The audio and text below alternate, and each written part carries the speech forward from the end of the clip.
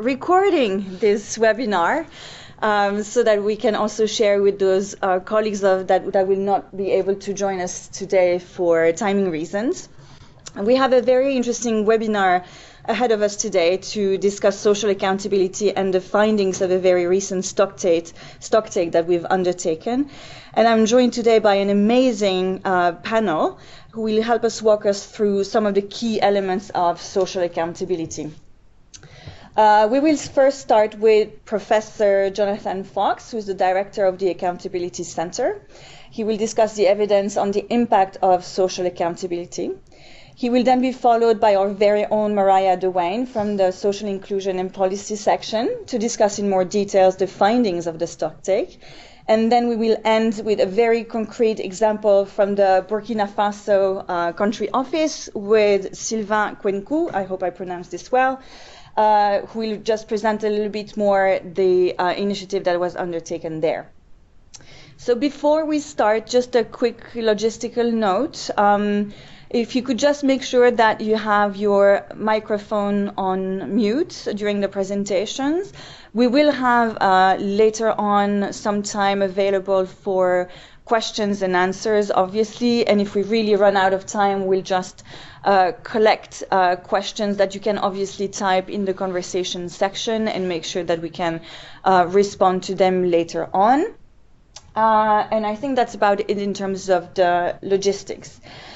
Before I pass on to Jonathan for his presentation, let me just walk you through a little bit of the background and the reason why we decided to do this stocktake with our colleagues in social inclusion.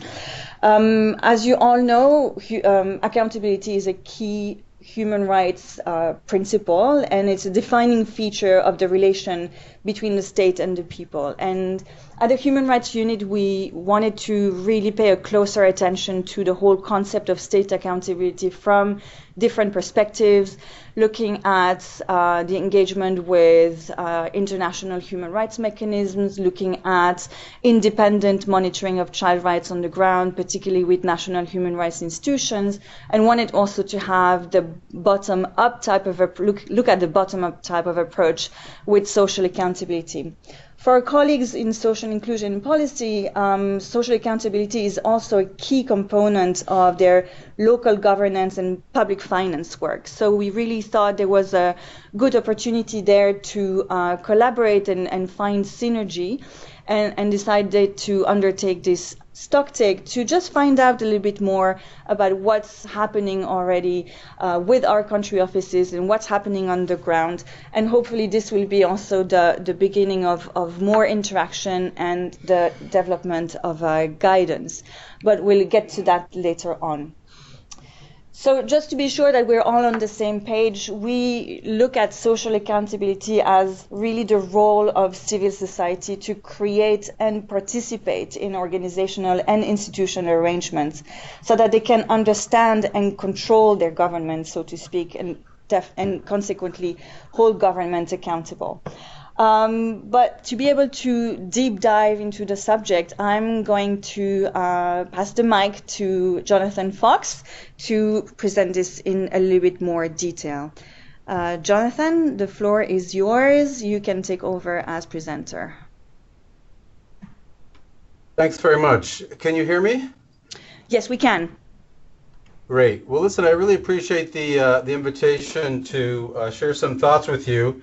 I should say that most of my comments are based on my own field experience and close read of the public evaluation and scholarly literature. I'm only just beginning to learn more about the many different initiatives that UNICEF is pursuing. So let me start with a definitional issue, and there's a lot of different definitions floating around there, but what we're talking about is an umbrella category of strategies that try to improve institutional performance by bringing together both voice and institutional capacity to respond. And though I'm not going to talk about private sector accountability here, I think it is quite relevant to keep it in mind whether we're talking about private education provision, private healthcare, or extractive industries, and so forth. So in practice, this umbrella category includes a whole range of citizen monitoring and oversight initiatives, a whole range of feedback mechanisms. We can talk about whether and how those feedback mechanisms actually close, those feedback loops. We're talking about user-centered public information access initiatives. There's been an explosion of grievance redress mechanisms across the international development field. There's a lot to learn there. And then there are a range of citizen participation initiatives to bring a range of stakeholders together to have a seat at the table in actually allocating resources, and participatory budgeting would be perhaps the most famous. I'm seeing messages that indicate there's a sound issue. Can you please confirm that you hear me? I'm trying to find out. Can anyone else take the mic just to confirm if we're okay with sound? Okay, the sound is working. Okay. Okay. Thank you. Okay, I'll keep going then.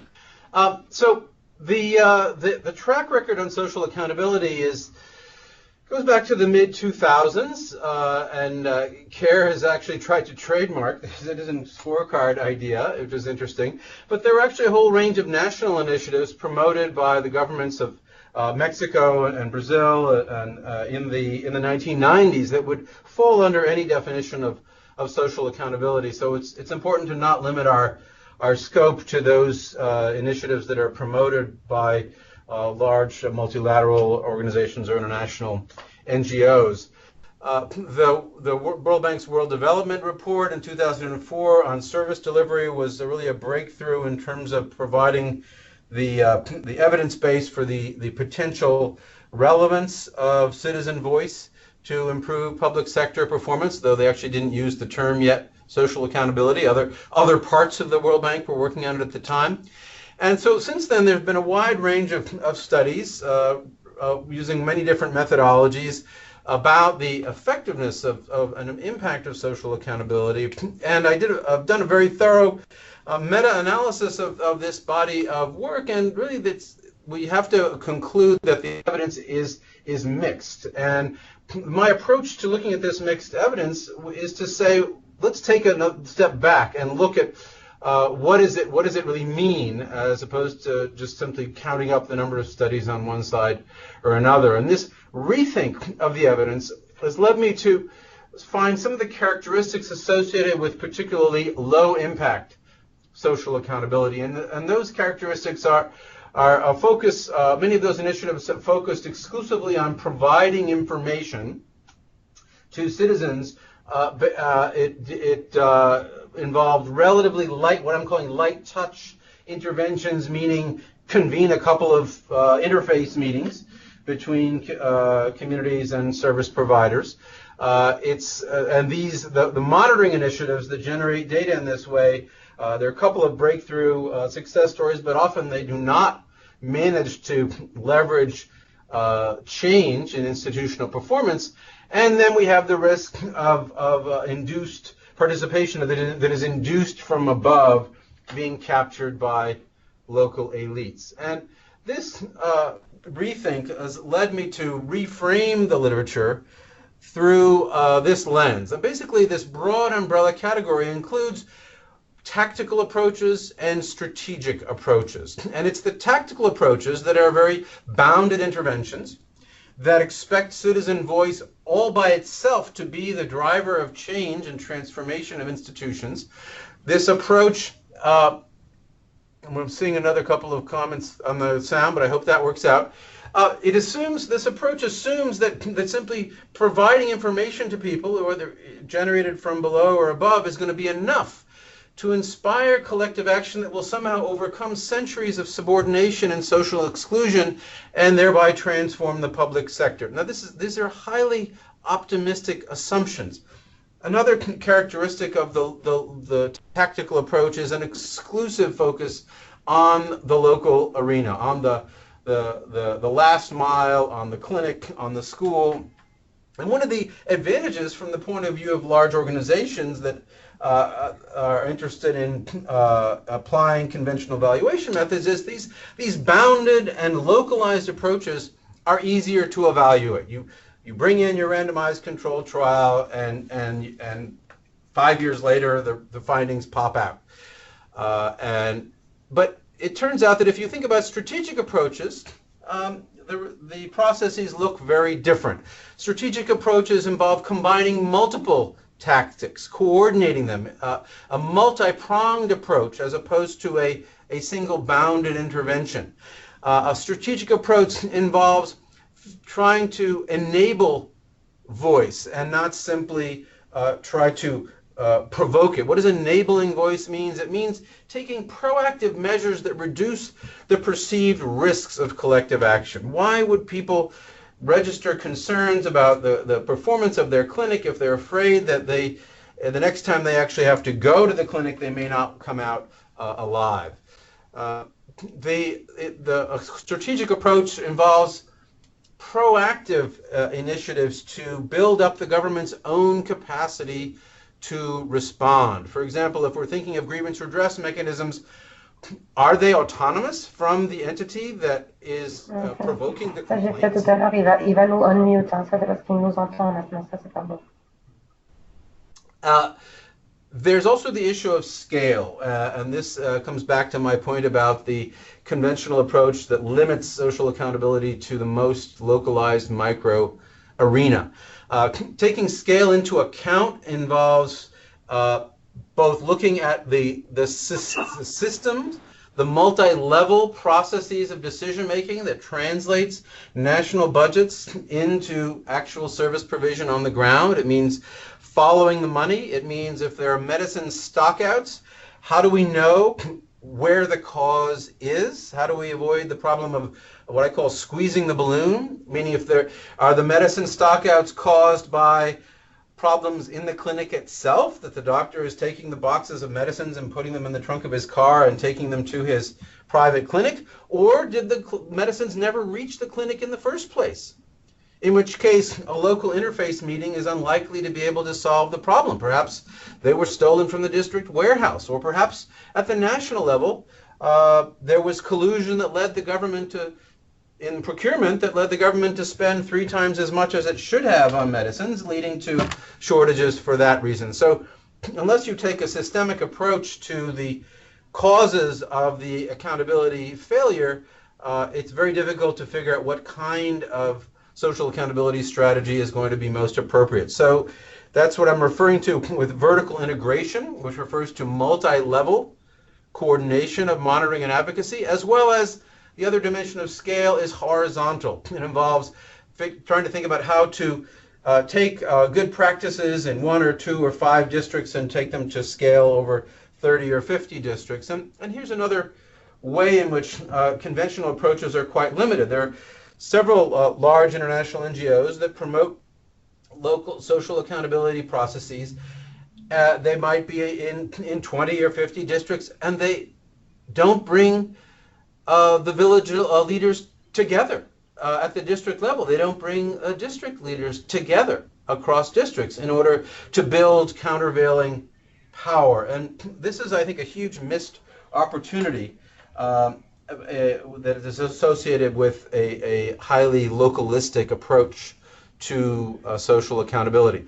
And then finally, one of the challenges involved with strategic approaches is that they are much harder to evaluate. There's a lot going on. There are many moving parts. The outcomes are likely to be not only contested but uneven across institutions and across territories. So the evaluation methods need to take into account this inherent unevenness in impact and move away from the unrealistic expectations that in 2 or 3 years a few local meetings are going to somehow transform the performance of the public sector. So here are a few sources for those who are interested in going in more depth. They're all on our website. The key piece is this, what does the evidence really say? There are a couple of other pieces that look at the multi-level approaches, including almost a paradigm case from the Philippines. You may have heard of textbook count in the U4 report.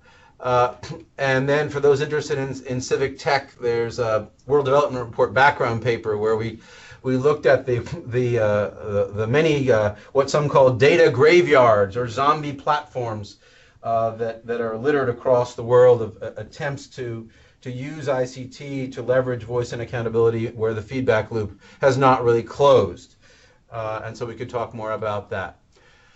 So looking ahead, a couple of the issues to take into account if we think about what we could call a 2.0 approach to social accountability is to hone in on what kind of information really has the capacity to leverage, to encourage collective action and leverage institutional change. And here, it's very important to draw on what's now called user-centered design. What does it mean for people on the ground to perceive the information as both relevant to them and actionable? This issue has come up, for example, in the education field. You're probably familiar with the learning outcomes approach that pioneered in India and also in Nigeria, Mexico, and several other countries, where volunteers go out and test at the kitchen table whether primary school students are actually learning anything, and they find out that often they are not learning anything, and so the government declarations of victory because of high enrollments turn out to be rather hollow because the learning isn't working. And there are several rigorous evaluations have found that this approach, though it helps generate headlines, does not actually manage to encourage parents to get involved in trying to improve their schools. And one of the challenges there may be that simply telling parents that their kids are not learning anything is not perceived as actionable. It's not clear what to do about it because that data is not data about the school's performance, it's data about their kids' performance. So this is just an example of what I mean by taking into account perceived actionability, the importance of those who are working on information-led strategies to really try to put themselves in the shoes of the constituencies that they are trying to target. And this is related to the next point, which is that there's a whole world of open government initiatives out there. I've worked closely with the Open Government Partnership for a number of years. And there's a whole world of social accountability initiatives out there, and they have not come together. There is really, I've seen very few examples of what we could call a strategic articulation, bringing open government principles to bear on social accountability initiatives. And so this term that I have here on the slide, targeted transparency, is I think a helpful keyword for thinking about the kind of information that is perceived as actionable, and the targeted part involves making sure that it is extremely accessible to those constituencies who one is trying to work with. And then the question of what makes feedback loops really close. I've been studying in dialogue with the World Bank, their citizen engagement framework, and one of their most widely used elements in trying to put into practice their promise to build beneficiary feedback into 100% of their investment projects is grievance redress mechanisms. And what we're finding is a huge risk that's going to be turned into a tick-the-box exercise where you have these paper GRMs that don't actually have the capacity to respond because they lack autonomy from the agencies that are provoking the complaints. So this question of what does it take for a grievance redress mechanism to actually redress grievances, and then who decides whether those grievances are redressed? Again, in the case of the World Bank, one of their results indicators, it's very ambitious. They want projects to report on the percentage of complaints that are resolved. Well, unless the GRM is autonomous, that creates a whole set of perverse incentives to essentially over-report resolution rates. And so we're going to end up with a huge paper trail looking very successful without actually resolving very many complaints on the ground. And then finally, there's the question of how to really address the fear factor that limits folks' willingness and capacity to enter the public sphere and to exercise their voice. And what does it really mean to provide meaningful protection from reprisals? There was a Development Pathways recently came out with a series of reports on social protection initiatives, including a report on Ethiopia and conditional cash transfer programs. And it's one of the few reports that really focuses in on the very realistic basis, let's say, for fear of reprisals for those who are trying to exercise voice. And there's a whole world of initiatives out there of legal empowerment strategies, which basically refers to community paralegals. If you go to namati.org, you'll see a network of almost 1,000 organizations that are doing work to try to bolster the role of community paralegals. And this is another area that has just only begun to find synergy with social accountability. And I'll recommend a recent article in World Development by our colleague Anu Joshi from IDS on a few pioneer initiatives that try to bring together legal empowerment and social accountability. So just to sum up, when we're talking about what works in this field, I think to avoid getting too demoralized by the set of cases that have not produced the intended effects, I think here I want to underscore the difference between the tactical and more easily measurable approaches and the strategic approaches that are both more promising and harder to measure. And we need to question these assumptions that are built into the highly localized approaches and that are focused almost exclusively on providing information. It's not enough. And then we need to think more creatively about multi-level approaches, strategic approaches that that try to scale up collective action, that try to bring together citizens across the villages, across neighborhoods, across districts to build countervailing power. This is about really bringing a power analysis in, as well as trying to build up the state's own capacity to respond to citizen voice rather than assuming that somehow the state's going to do this all by itself. So with that, the summary here is that voice needs teeth to have bite, but teeth may not bite without voice. So with that, thank you very much, and I look forward to continuing the conversation either online or offline. Thank you. Jonathan, thank you so much for this presentation. That was really a great introduction to this topic, and it really shows us how complex this is, and while we all might have some sort of an idea of sorry, what social accountability is, it really shows the complexity, especially when trying to be strategic, not only with the design, but also the implementation, and as you also very rightly said, the evaluation. And that's actually a really good introduction to the next presentation by Mariah DeWayne, who will look at some of the information that we gathered through the stock take that was jointly undertaken. Mariah, the floor is yours. Okay, thank you so much. Good morning, everyone.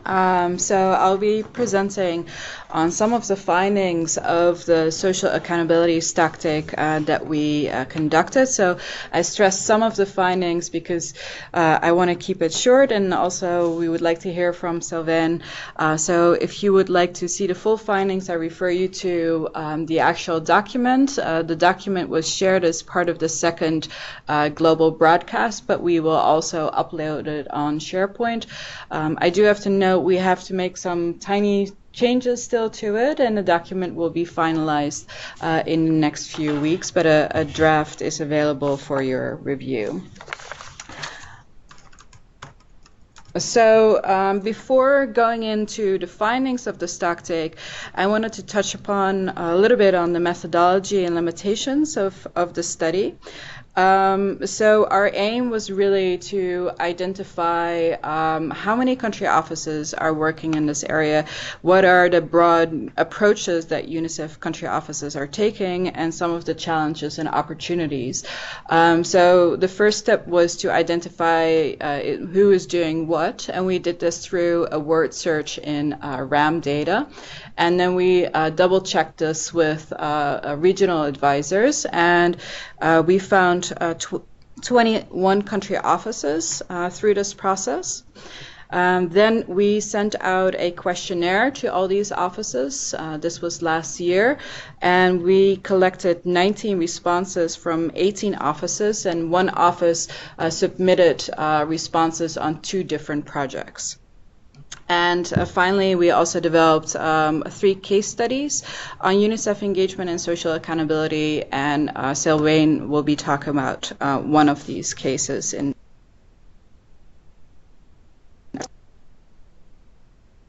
that not all UNICEF initiatives were captured. So if you don't see your initiative here, that's perhaps possible.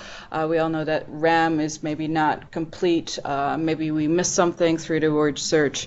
That's a possibility. Also, what we found is that there's a different understanding within UNICEF of what constitutes social accountability, and we definitely saw this in some of the responses to the questionnaire, where some offices mainly focus more on participation and others focus, for instance, more on scorecard processes and engaging at different levels of government. So this is a finding in itself, but it may also have skewered some of the results of the stocktake. But we do feel that the data presented is considerably reliable to shed light on current level country office engagement. So where does UNICEF engage in social accountability? Well, primarily in low and lower middle income countries, and most frequently in Eastern and Southern Africa and West and Central Africa regions. What we did see, there was an absence of engagement in the MENA region. And UNICEF engagement in social accountability is also relatively new. So all reported projects began between 2005 and 2017, with the majority having begun after 2014. Now, UNICEF approach to social accountability, Professor Fox spoke about tactical versus strategic approaches, and this is also something we wanted to gauge kind of what country offices are doing. So what we did, we provided 3 statements in the questionnaire and asked country offices to identify which of the statements reflects their programming, and they could select multiple answers. And what we found is that 12 respondents indicated that they strengthen accountability by primarily empowering communities. 10 respondents reported to actively engaging with public actors at different levels or multiple levels of government, so this kind of this vertical engagement. And 5 respondents reported using coalition building at the local level, so working with different local stakeholders as a way to strengthen accountability. So of all the projects that responded, 5 said that they're solely focusing on community level engagement, hinting more at this tactical approach rather than a strategic approach. And only one respondent reported a project that engages in all 3 spheres. UNICEF social accountability initiatives are largely multi-sectoral in focus. We found that almost half, or 9 projects, address accountability in 2 or more sectors, and another 6 report to focus on 1 sector only. The majority of projects focus on health, education, followed by social welfare and WASH, and nutrition was mentioned only in 2 instances. What was also interesting that a few projects reported to engage in social accountability as a way to strengthen decentralization and local governance processes. Now, with many of the initiatives being supported by multiple UNICEF sections, we also thought it would be interesting to see who then actually leads these projects. And we found that it's mostly social policy, particularly with the multi-sectoral projects.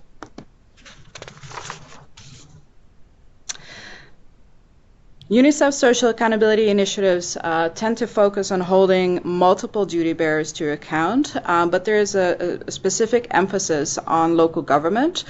We found that a total of 15 projects report focusing on holding local government stakeholders to account, be it elected leaders such as mayors or councillors, but also local government departments. Another 11 projects reported to also hold national stakeholders to account, but this is primarily in connection or in combination with a focus on subnational public actors. Now, with the design of the Social Accountability Initiative, what I really think is interesting that despite this multi-sectoral, multi-stakeholder approach, not all projects reported to have conducted an accountability mapping. So 12 projects reported to have looked at who is accountable for what, and the others didn't. This is quite an interesting finding. Another interesting finding is that in the design of the project, UNICEF frequently focused on working with a range of public stakeholders, such as national government or local government, but fewer respondents reported actually involving communities or involving marginalized groups, adolescents, or youth. So this is maybe something that we should take into account, particularly if we want to promote a user-centered design, as Professor Fox mentioned.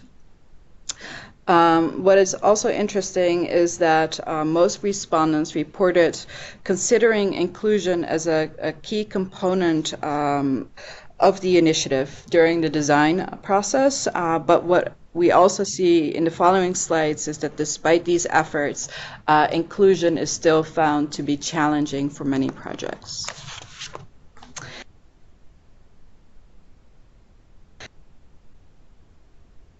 Identify the indicators used to measure outputs and results.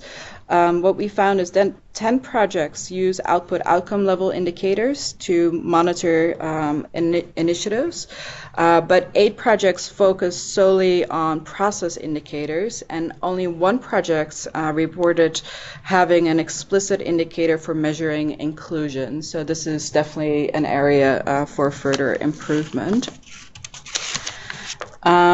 We asked country offices to report challenges in this area. I'm not going through the entire list, but I would want to mention the top ones. Limited participation and accountability culture and limited access to government data on local and national level were reported most frequently. Then after that, centralized decision making and limited local control to address issues that were raised during the process. So this also hints again towards the importance of engaging at those different levels, as local actors are not always able to fix what is happening.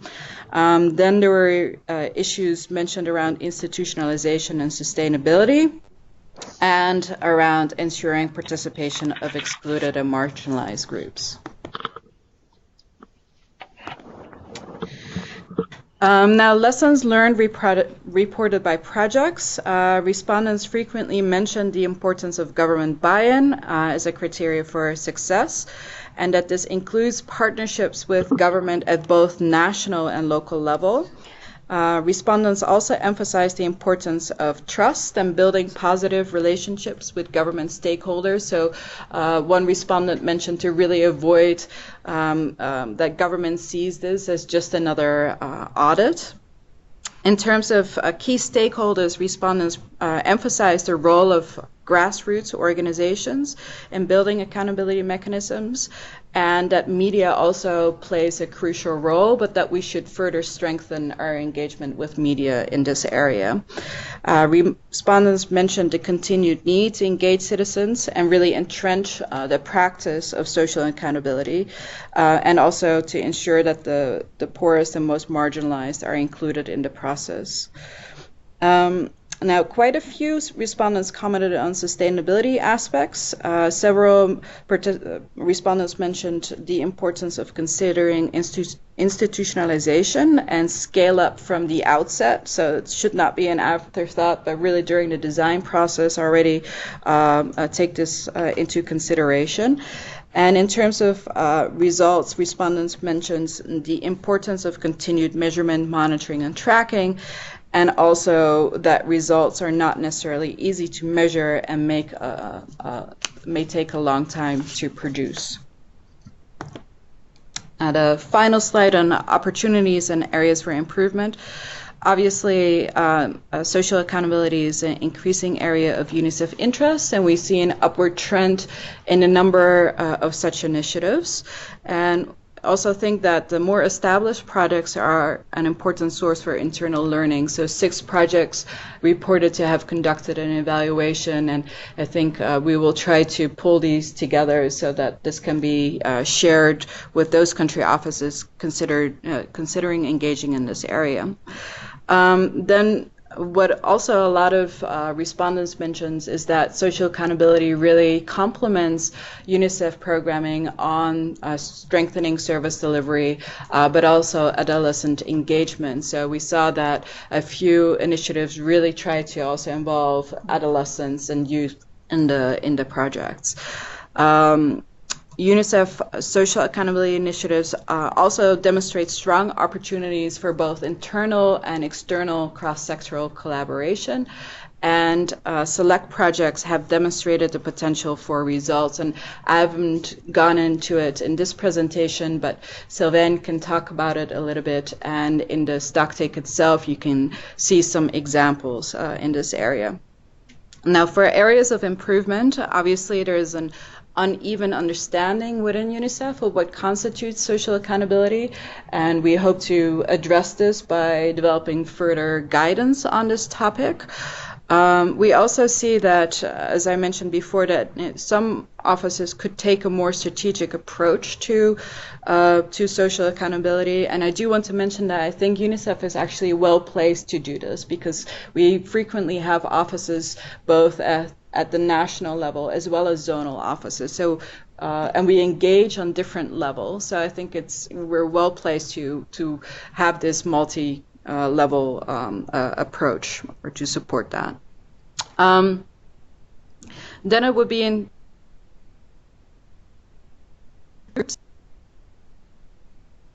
including in the design phase, but also to look at inclusion during the M&E process. Then reconsidering the role of ICT innovation. So I haven't really touched upon this, but 2 country offices mentioned being in the process of looking at how ICT innovation such as SMS, etc., how this could be used within the social accountability initiative. But we need to also be aware that, particularly in relation to exclusion, that not everyone has access to these technologies, and at the same time also looking at how these technologies can support the actionability, as Dr. Fox presented, and also really ensure that it's not just another platform that doesn't close the loop, but really something that can support accountability.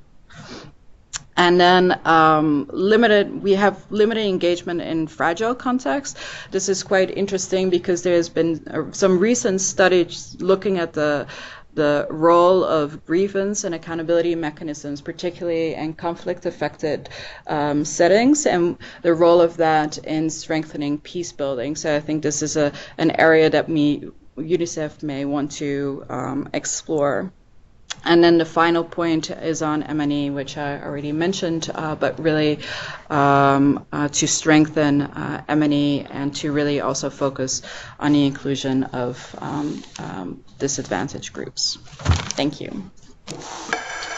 Thank you very much, Mariah. There was a great overview of some of the results, and it was really interesting to see how it really confirmed some of the key elements that were highlighted earlier by Professor Fox, and also it's great to see the growing interest within UNICEF, and hopefully what we would like to see is the different sectors really embracing that, because more and more we can see the increased potential not only for action but impact on the ground. So hopefully this will continue to be picked up.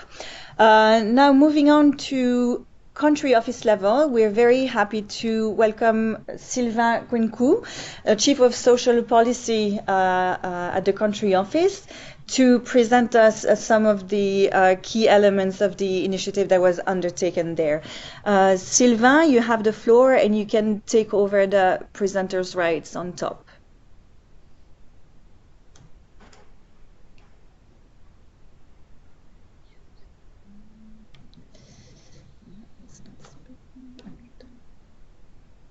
Hello, Sylvain? Hello? Yes, we can hear you. Okay, Go ahead. thanks so much, Mitra. Thanks, Maria and Professor Fox for the excellent presentations. And my appreciation to you colleagues who are attending for the opportunity given to speak to you on our country office experience. So as already mentioned by Mitra, I'm Sylvain Kwenke. I'm currently the Chief Social Policy with UNICEF Burkina Faso. Before going to the case, let me start by flashing out a bit on the context by saying that Burkina Faso is known as a West African landlocked country, actually what is appearing in blue on the map, with a long history of poverty and inequalities. The population is estimated at 20 million, with more than 40% living below the monitoring poverty line, which makes the country one of the most impoverished in the world.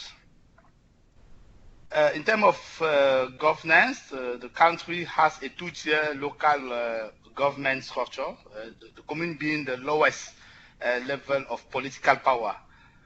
It's also important to mention at this point that the communes are responsible for social service provision, including health, education, water, and sanitation.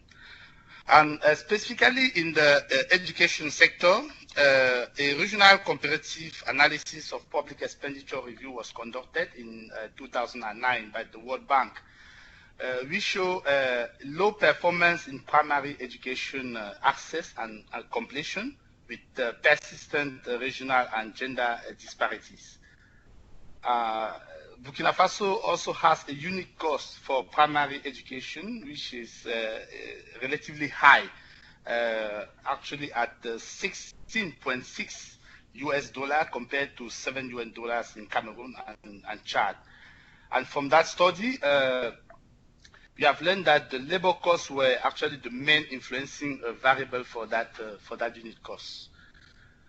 So in response to the shortcoming for the primary education outcomes, the government decided in 2011 to launch a public expenditure tracking survey with financial and technical support from UNICEF. Which was also a first step towards our social accountability engagement. And the survey was conducted around three main objectives. The first one being to measure the gap between the central government primary schools allocations and actuals received, as well as the resources available at primary schools.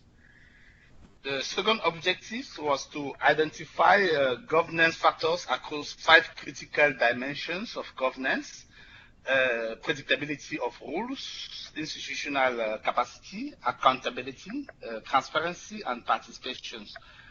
And aim was to explain the gaps and inequity observed across communes and schools. And the third objective was to formulate recommendations which could be actionable for the government to improve efficiency and equity in the use of public resources. The text actually found significant gaps of 26% between allocations and actuals received by the students along the textbooks and school materials supply chain. This represents the share of resources earmarked to students which fail to reach them after having transited the expenditure flow from the central government to the front line, I mean to the school. It was critical in our context where major players often possess limited information on actual spendings, and in the absence of a strong institutional infrastructure to manage information flow. Now coming to the leakages, the estimated monetary values of the total leaks for the school supplies for 2010-2011 school year was almost $3 million US, and the gaps were generally more significant in rural than in urban areas. In terms of governance dimension examined, the most significant bottlenecks identified at the commune level were related to institutional capacities, accountability, and transparency. For instance, half of the commune demonstrated little knowledge of the appropriate legal and regulatory framework for allocations, which includes, for example, the tools like project circular and so on. Also, the majority of communes score low in accountability, with half of them scoring only 0 to 2 on a scale of 0 to 5. And those the commune that also score low on accountability also score low in transparency. So the both were a bit intertwined. In order to address these bottlenecks and achieve faster progress towards policy objectives in the primary sector, the government accepted an additional support from UNICEF to accompany the communes with the low-performing communes in implementing a social accountability project. And the objectives of these social accountability initiatives were to make the citizens and communes accountable for tracking the budget of their schools via ongoing budget monitoring, to promote participatory budgeting and public financial management transparency through multi-stakeholders committees composed of local civil society organizations, communes, authorities, and decentralized service providers, and also advocating for evidence-based child-focused budgeting in the education sector and for improved efficiency and effectiveness in relation to budget allocations. So the project implementation was based on three main strategies. The capacity building of communes of their effective participation in budgeting process and PFM, the public financial management, and at the same time capacity building of communes around budgeting and procurement. Then the second set of strategies were around setting a platform for dialogue between communes and communities for social accountability purpose in the targeted sectors. We started with the primary education sector, and then we progressively included the WASH and the health sector. And the third strategy was to maintain a national level communication and advocacy around issues and concern raised in the course of the project, which cannot be resolved locally and which need to be discussed upwards. And the aim was to attract the attention of policymakers on needs and constraints in the field, and to raise awareness more widely about the progress on the ground. Now, the initial phase of the social accountability initiative was evaluated in 2016, and the evaluation pointed out both strengths and weaknesses in terms of project design, implementation, and outcomes. We were also very mindful about the timely dissemination of the findings, as we thought it was a key to gain traction both internally and at the government side, as we were in the process of designing a new country program document, in which we really wanted to give more space to local governance and decentralization. So the evaluation shed quite a significant light on four broad overarching results. The first being that the project generated positive results in terms of strengthening of local authorities' capacity and participations. Then have shown promising results in terms of expected effects on the quality of public finance management and supplies, materials, and infrastructure for the primary education sector. That the project was crucial for better performance in the education sector with regard to education monitoring indicators, and that the project was a powerful driver of positive change that can contribute in the realization of the development goals. Now I'm going to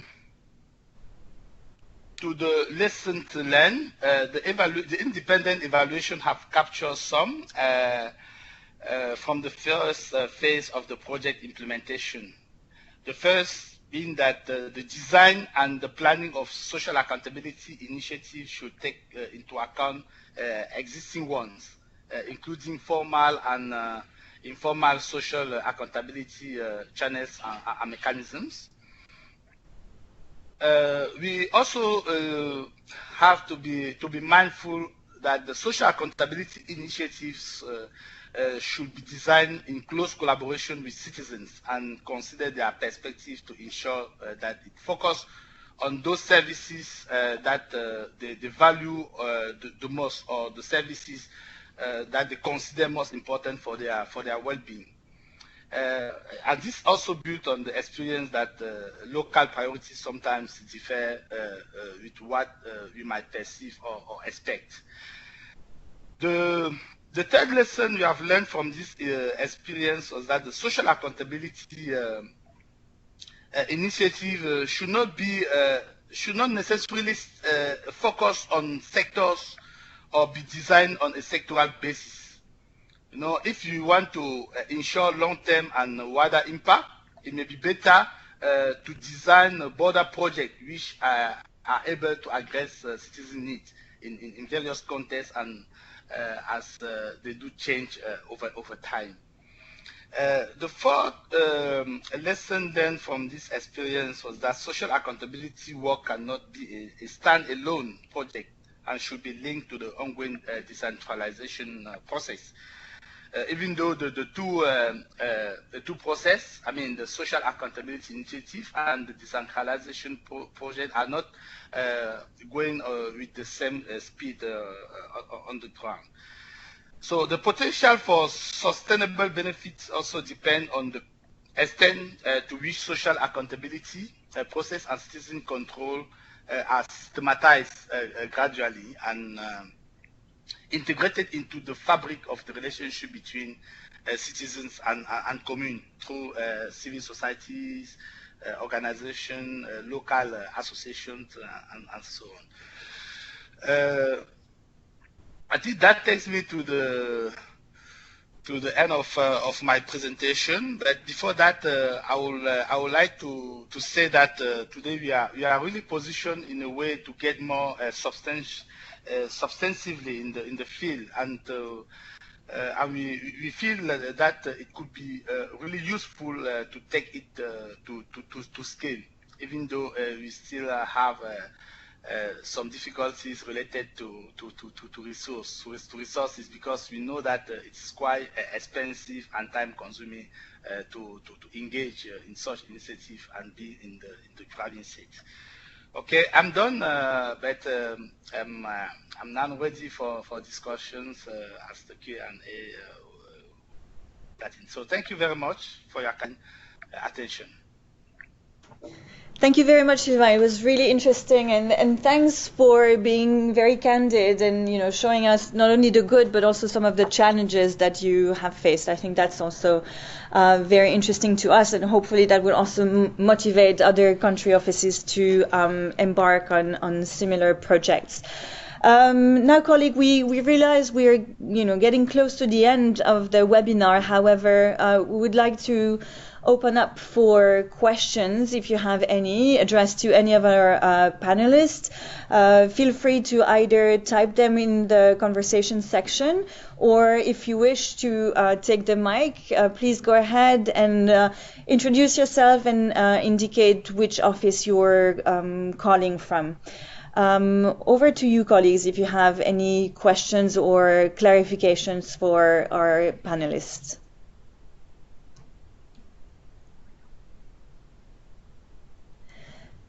Okay, so the first one is for Sylvain. I don't know if you can see the question. What kind of platform was set up to facilitate exchange between the community and the communes? Okay. I think you can go ahead. Okay, so I can answer directly, right? Absolutely.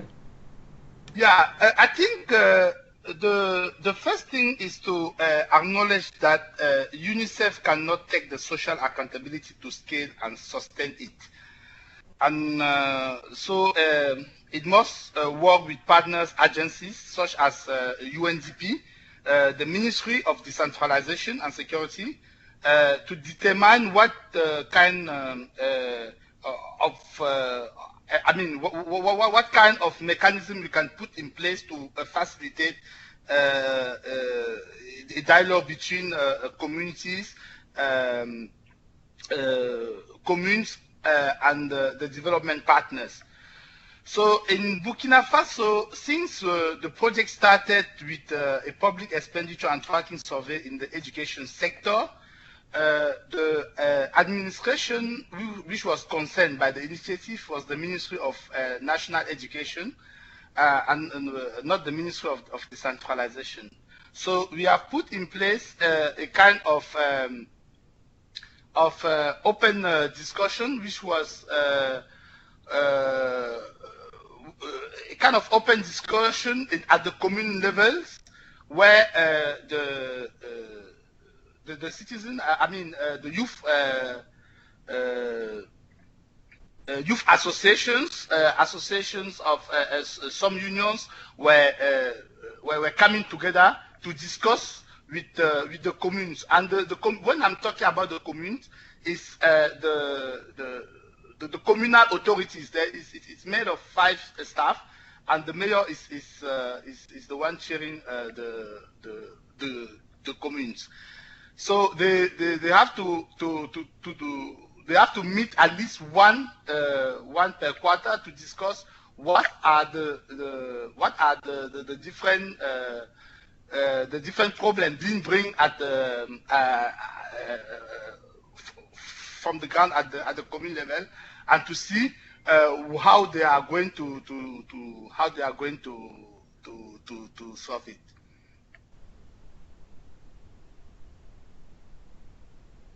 Very much, Sylvain. In fact, there is another question directed at you, just indicating that you are a social policy, but the initiative also was related to education. So did you face any challenge, or how did you approach colleagues in education and make it work together? This is really a great question, since we're really highlighting the fact that it's not a silo approach and really want to see other sectors getting involved. And then we'll follow with a question maybe that Professor Fox could answer about the influence on governments on the effectiveness of social accountability. Maybe Sylvain first, and then we'll follow with Professor Fox. No, after having completed the PEC survey, the government put in place a steering committee. And the steering committee was made of all those ministries who have a direct or indirect role in the education sector. In the office, both the chief social policy and the chief education were part of that committees. So it was also an opportunity for us to move from our silo work and to go for a more intersectoral work in the education sectors. So the chief education and the chief social policy were part of the steering committee, and we were designing the project together. We were preparing the proposals together. And at times we used to have a kind of joint field monitoring visit, bringing together both staff from education and social protection sectors. And now we are trying to scale up the project. We are writing a proposal to leverage more resources to take it to a scale of 140 communes. And the proposal is being written in collaboration with colleagues from the education from WASH and from the health sector as well. As I told you, we have moved progressively from the primary education sectors to a more broader initiatives, which includes the WASH, water and sanitation, health and education, which are basically the core responsibilities of the communes.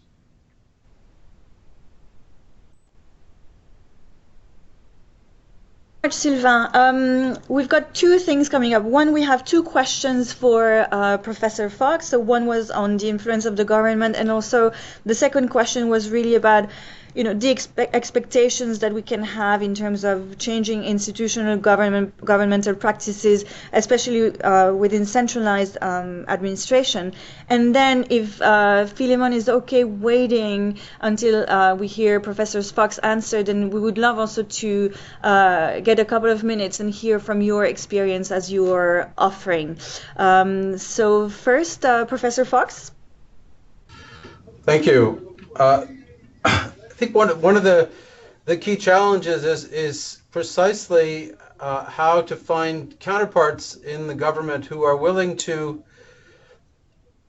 share power with citizens and are willing to invest their political capital in creating spaces for citizens to come together and exercise voice and to engage in collective action without fear of reprisals. And this is one way in which national government allies can help to create space at the local level by actually creating tangible measures for relative safety, for making sure that there are measures in place so that citizen voice is actually listened to.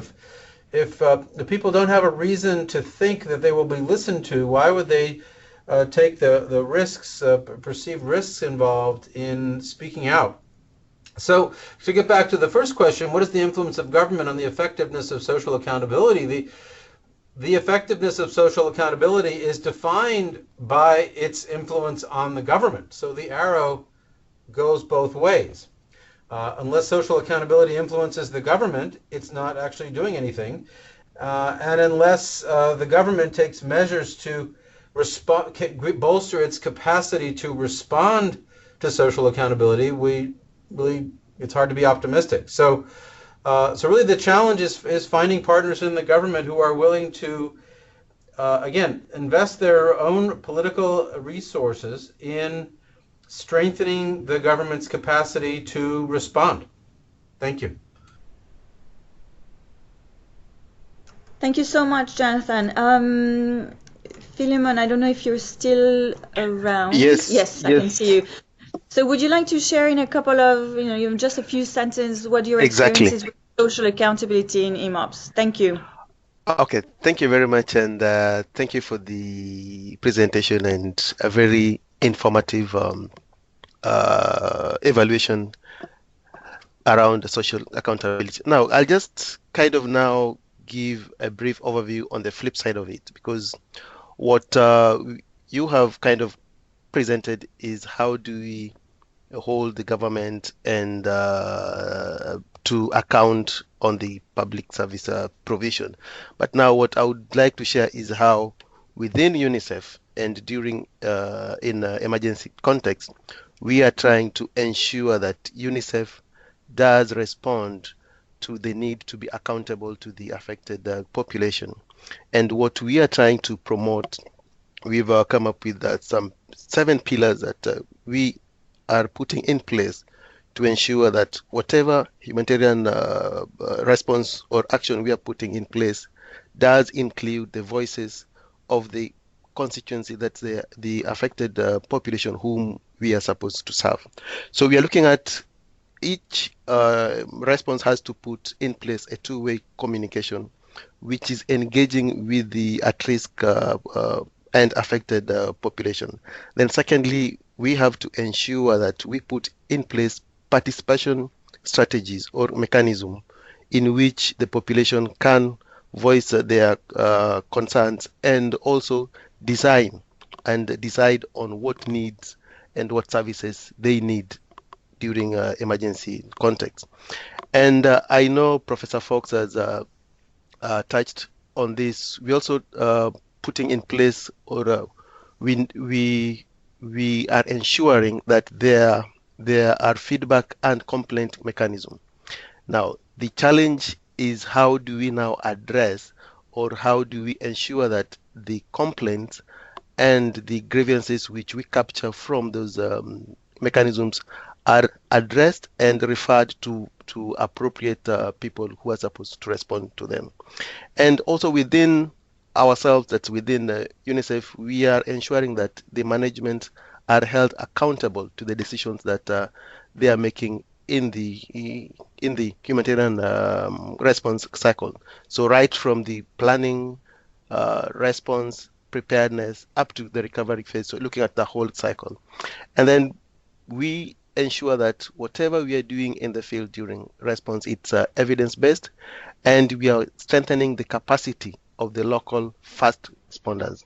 So this again links closely with the localization agenda, which UNICEF has already signed to at the various global commitments. And lastly, we are encouraging collective and coordinated approach, because at the community level there's different and so many actors. So, but we only have a particular community. So we need to engage and coordinate with like-minded organizations at the community levels. So thank you very much. And I think from what you had alluded to, we are linking closely the work that we are doing around AAP, that's accountability to affected population, and also the social accountability work. Thank you. Thanks a lot, Philemon, and thanks for making that linkage. So we continue with more questions, this time addressed to, I would say, both Professor Fox and Mariah.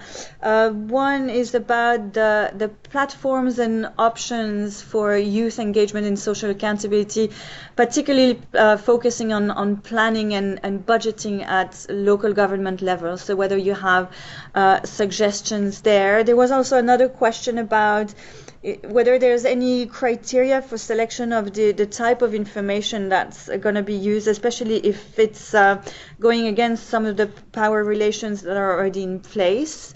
And finally, also in the same area, maybe getting more information or clarification on the concept of citizen and communities. Like, how does that really work? How do we get them engaged and participate for social accountability initiatives? So maybe we can start with Professor Fox, and if Mariah has anything to add, we'll get to you. Thank you, Professor Fox. Thank you, and I'm going to need to sign off in about 5 minutes, so thank you. On the question of what kind of information is power from Nanad, I think that is totally context specific, but I think that the kind of information that is going to enable effective citizen action is information that actually reveals what the problem is. So to come back to the example that I mentioned of the learning outcome research, to show parents that their kids are not learning in school does not reveal what the problem is. There are many possible ways of interpreting the cause of a kid not learning. It could be the parents may blame the kid as opposed to focus on whether or not there is a serious problem with teacher absenteeism. then again, focusing on teacher absenteeism is not necessarily adequate either, because the teachers may be hired in order to be cadre for the ruling party, and their real job isn't, they're not even supposed to be teachers. So simply documenting the degree of absenteeism doesn't put a finger on the nature of the problem either.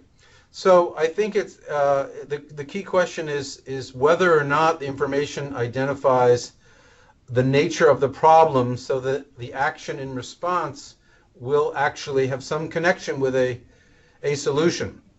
But that's also related to the other question about whose citizens' views count and how to balance conflicting needs, which is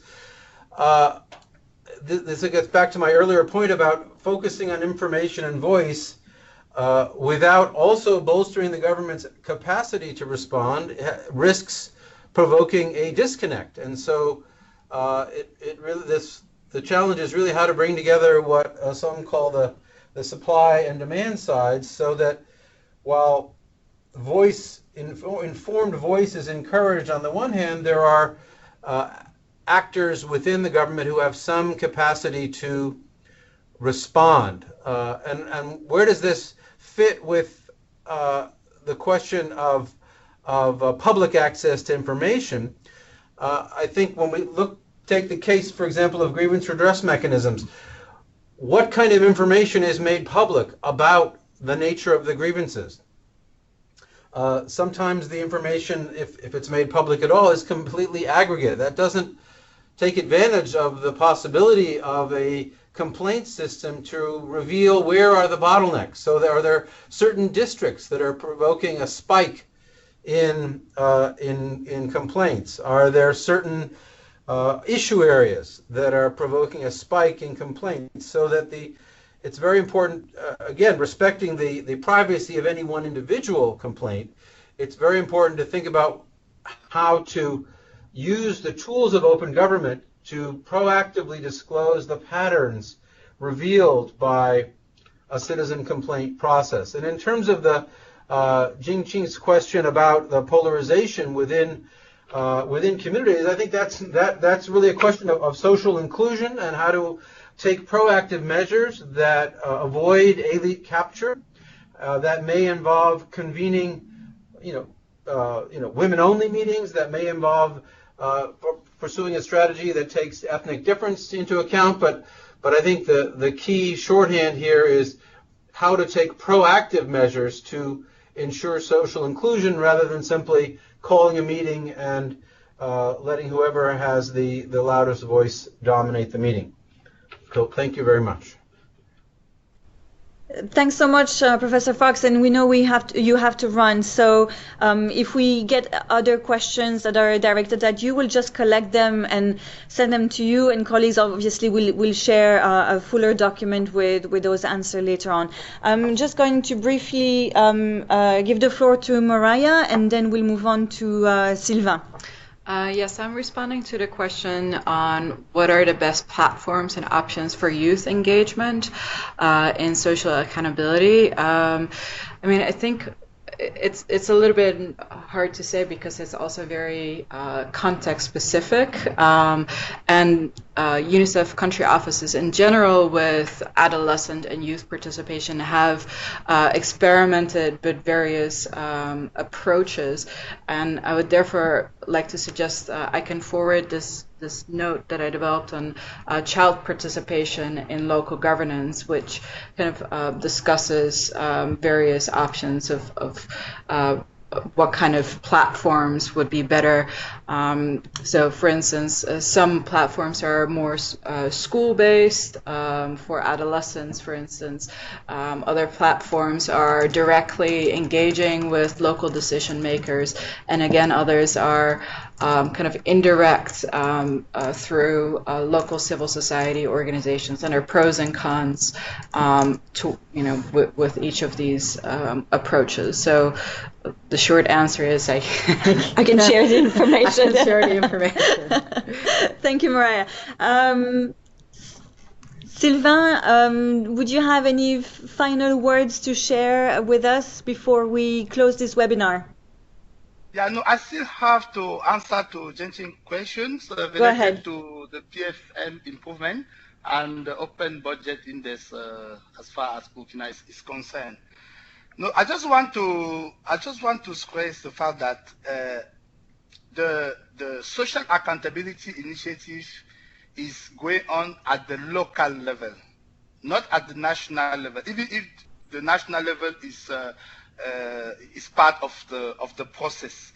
Uh, in terms of PFM improvement, I can say the engagement of communities in the monitoring and outcome has really helped to mobilize resources from the communities, because we were working, to improve the public spending, but the project also succeeded in helping the communities to leverage more resources from the communities, because those mechanisms of accountability and transparency was translated into a more willingness to pay taxes and to contribute to commune spending.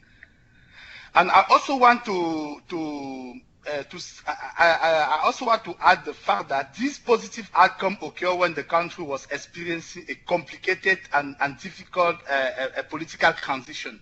So at that time, we do not want our social accountability initiative to interact with what was going on at the macro level with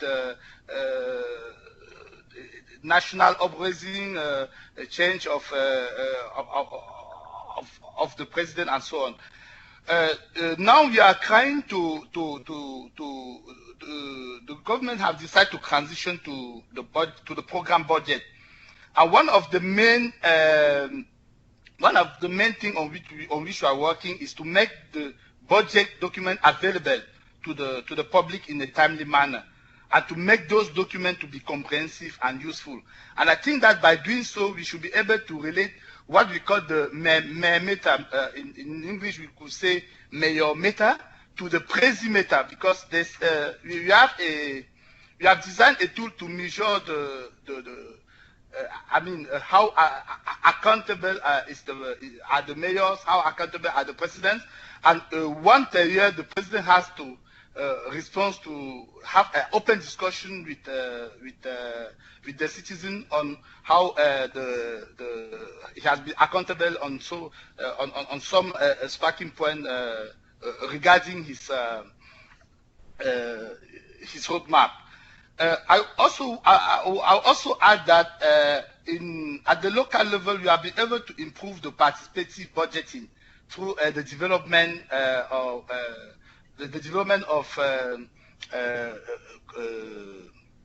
communal development plans, which is now done with the participation of all the stakeholders in the field, and also we have improved the community-based monitoring. Yeah. So in terms of improving the PFM system at the local level, I think we have succeeded in doing so. The problem now is how to relate it to what is going on at the country level. Jinten also asked a question about why the evaluation, what the evaluation said about sustainability. I think that the evaluation was very clear on that point. They said to promote greater engagement with the service provider and citizens. It is important for UNICEF not to take the driver's seat. So you have to put the government, the local, the communes in the driver's seat, and if you really want to scale it and to sustain it. And we also know that UNDP has the core responsibility for governance at the country level. So within the UN country team, we also need to get UNDP buy-in, and also to actionate the engagement in the field of social accountability and governance. Thank you. Thanks a lot, Sylvain. Yes, that's definitely another level of collaboration. So not only with the other sectors in-house, but also trying to bring other partners at country level. So that would be really fantastic. I think we're going to stop here. I wanted to thank all of our panelists. I know Jonathan has left already, but Mariah and Sylvain, who are still here, thanks so much for your presentation. Colleagues, thanks so much also for your questions. As mentioned, so as next steps, we will both, Mariah and I, will upload the recording of this webinar on our respective SharePoints. We have collected all of the questions as well. If there are any questions that have not been answered, we'll just dispatch them to the panelists and send them over in a consolidated document. As Mariah mentioned, we're still doing some slight tweaks on the stock take, so that will be done very soon. But in the meantime, you do have the draft version, including the case studies as well. And looking a little bit further in time, we're also hoping to develop a short guidance that could also support our country offices in their work on social accountability, because we do feel that there's indeed an increased interest and need for support in that area.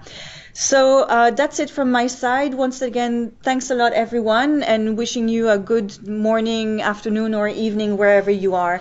Thanks a lot, and see you next time.